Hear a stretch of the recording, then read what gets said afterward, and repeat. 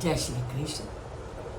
कल श्री कृष्ण ने हमें बताया कि जब व्यक्ति इस संसार से जाए, प्रयाण काल में उसे किस तरह ईश्वर का स्मरण करना है और ईश्वर को स्मरण करने के लिए हमें क्या करना चाहिए। उन्होंने ये बताया कि हमें उस ईश्वर को स्मरण करते हुए अपनी दोनों भुवों के मध्य उसको स्थापित करना चाहिए।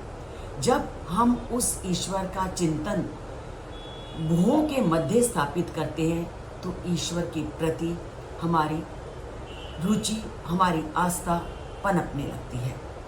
और आज वही ईश्वर, उसका स्वरूप क्या है, उसका वो वर्णन करते हैं, क्योंकि उस ईश्वर का वर्णन सभी लोगों ने अलग अलग ढंग से किया है।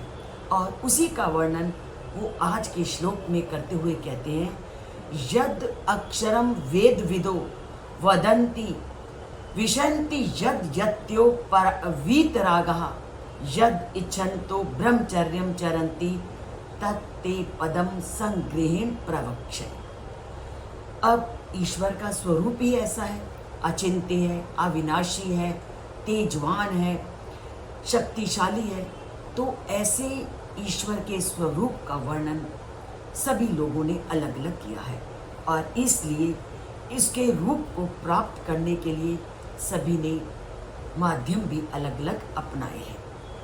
इसीलिए श्री कृष्ण कहते हैं, वेद विदा, वेदों को जानने वाले, यद अक्षरम, जिसको अक्षर कहते हैं, वेदों को जानने वाले जिसे अक्षर कहते हैं, और यति, जो अपने पर नियंत्रण करते हैं, वीतरागा, जो राग से रहित हो गए हैं, जिसको जानने के लिए प्रयत्न करते हैं और जिसको जानने के लिए ब्रह्मचारी लोग ब्रह्मचर्य का पालन करते हैं, आज उसी को मैं तुम्हें संक्षेप में बताऊंगा।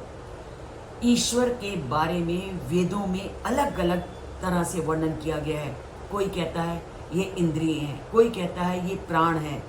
इस तरह अलग अलग रूपों से वेदों में इसका वर्णन किया गया है और वेदों में अलग अलग तरह से वर्णन किया गया है, तो इसको प्राप्ति के साधन भी अलग अलग हैं और इसको प्राप्त करना भी आसान नहीं है, क्योंकि इसको प्राप्ति के लिए भी हमें अपनी इच्छाओं का दमन करना पड़ता है और अपने पर पूर्ण नियंत्रण करना पड़ता है।